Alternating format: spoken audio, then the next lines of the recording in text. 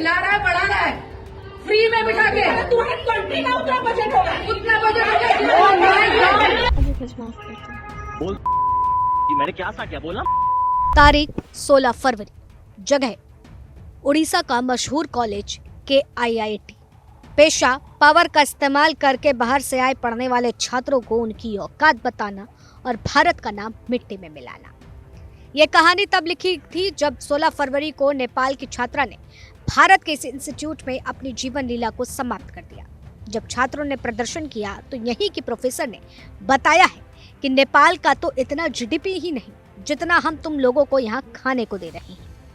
ये बोल हैं उनके, जिनकी उम्मीद पर बच्चे अपने भविष्य को उजागर करने के लिए मोटी फीस दे रहे हैं, भारत आकर के पढ़ रहे हैं। और इन बोलों ने आज भारत को इतना बदनाम कर दिया है, इतना शर्मसार कर दिया है कि आज नेपाल भी हम पर उंगली उठा रहा है। और खुद वहां के प्राइम मिनिस्टर कह रहे हैं अगर ऐसा रहा तो नेपाल के बच्चे भारत पढ़ने नहीं आएंगे। नेपाल की एक 20 वर्षीय छात्रा की मौत हो जाती है।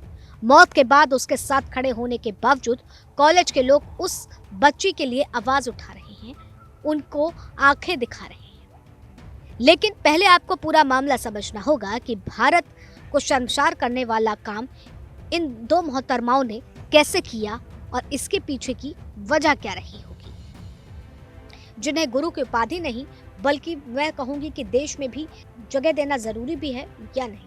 हालांकि माफी तो मांग ली गई, लेकिन भारत और नेपाल का रिश्ता एक वो रिश्ता रहा है जिसको दुनिया देखती है। रोटी और बेटी का संबंध त्रेता युग से जुड़ी भारत और नेपाल की संस्कृति को जोड़कर आज तक इस रिश्ते को बनाकर रखा गया है। लेकिन इस मौत के बाद कॉलेज के जरिए लिए गए एक्शन ने पूरे भारत को शर्मसार कर दिया है। 16 फरवरी का दिन था। नेपाल की प्रकृति ने दोपहर के वक्त अपने घर फोन किया और अपने माता पिता को बोला आज कॉलेज में फेव है, मैं उसे अटेंड करने जा रही हूँ और आकर मम्मी पापा आपको कॉल करूंगी। लेकिन ठीक 2 घंटे बाद इसी कॉलेज से फोन जाता है और उसके माता पिता और बताया जाता है कि उसकी बेटी इस दुनिया में नहीं रही, आप भुवनेश्वर आ जाइए।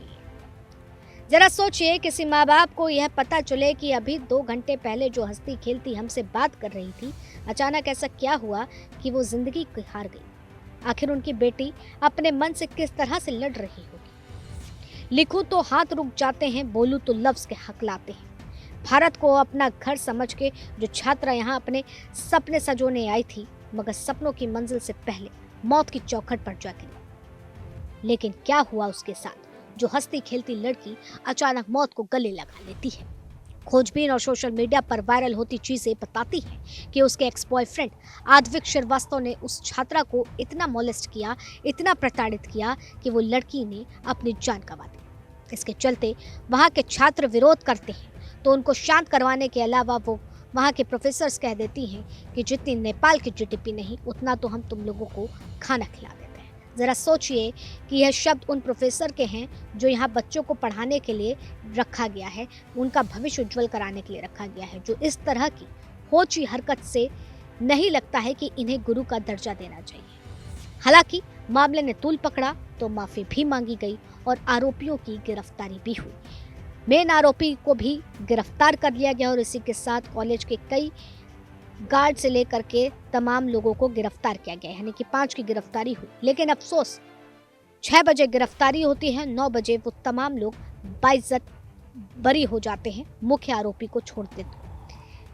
अब जिस तरह से ये मामला गर्माता जा रहा है, लगातार चीज़ें जो हैं बहुत ही ज़्यादा परत दर परत खुलने के लिए बेताब बैठी हैं, क्योंकि जब तक इस पूरे मामले की गुत्थी नहीं खुलेगी चीज़ें सामने नहीं आएंगी कि आखिर इस सुसाइड है या मर्डर। लगातार इसको लेकर के वहाँ के छात्र कई तरीके की बातें भी बता रहे हैं, सोशल मीडिया पर कई तरह के ऑडियो भी वायरल हैं।